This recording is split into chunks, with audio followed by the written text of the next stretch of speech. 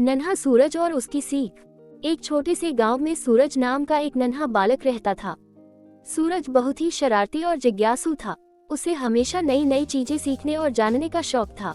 एक दिन गांव के पास वाले जंगल में जाने का उसने मन बना लिया। उसकी माँ ने कहा, सूरज, जंगल में जाना खतरनाक हो सकता है। सावधानी से जाना और रास्ते में किसी अजनबी से बात मत करना।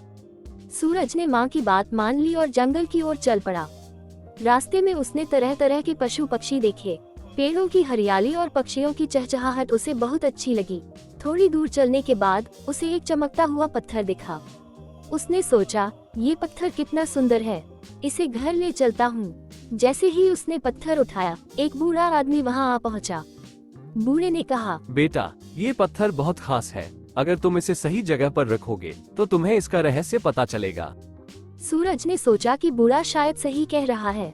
उसने बूढ़े की बात मानी और पूछा, सही जगह कहाँ है? जंगल के बीच में एक बड़ा पेड़ है, उस पेड़ की जड़ों के पास इस पत्थर को रख दो। सूरज ने साहस बटोरा और उस पेड़ की ओर बढ़ा। रास्ते में उसे कई मुश्किलें आईं, लेकिन उसने हिम्मत नहीं हारी। आखिरकार सूरज पेड़ के पास पहुंच गया। उसने पत्थर को जड़ों के पास रखा। अचानक एक दरवाजा खुला और उसमें एक चमकदार रोशनी निकली। रोशनी के बीच में एक सुंदर परी खड़ी थी।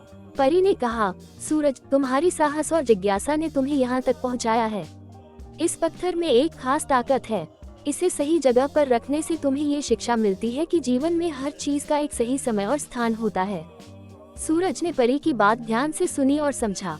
परी ने उसे आशीर्वाद दिया और कहा, इस पत्थर की चमक तुम्हारे जीवन में हमेशा रोशनी फैलाएगी। अब तुम घर लौट जाओ और अपनी माँ को ये सीख बताओ। सूरज ने परी को धन्यवाद दिया और घर की ओर चल पड़ा।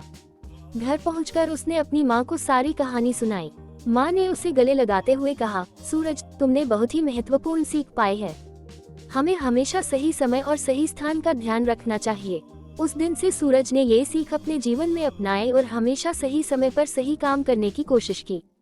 उसकी इस समझदारी और साहस ने उसे गांव के सभी बच्चों के लिए एक प्रेरणा बना दिया। इस कहानी से हमें ये सीखने को मिलता है कि हर चीज का एक सही समय और स्थान होता है और हमें हमेशा धैर्य और समझदारी से काम लेना चाहिए।